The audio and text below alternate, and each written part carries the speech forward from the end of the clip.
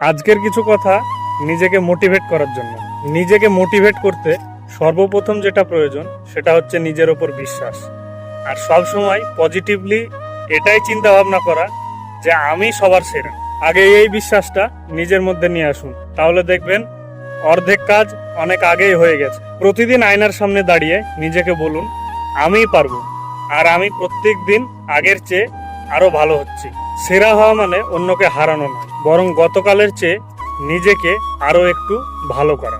মানুষ আপনার সমালোচনা করবে, আপনাকে অবজ্ঞা করবে, কেউ বিশ্বাস করবে না, কিন্তু আপনার একমাত্র কাজ হলো থেমে না থাকা। ছোট ছোট লক্ষ্য তৈরি করুন, প্রতিদিন কাজ করুন এবং নিজের একটা উন্নতির হিসাব রাখুন।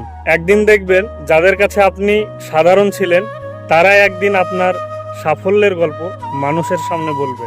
তাই আজ থেকেই নিজেকে বলুন, আমি মানুষের সঙ্গে প্রতিযোগিতা করব না, বরং আমি নিজের একটা সেরা সংস্করণ তৈরি হব। আর আপনার সাফল্য সেদিন থেকেই শুরু হবে যেদিন থেকে আপনি নিজেকে বিশ্বাস করতে শিখবেন। তাই সর্বপ্রথম নিজেকে বিশ্বাস করুন এবং নিজের লক্ষ্যে পৌঁছানোর জন্য পরিশ্রম করুন।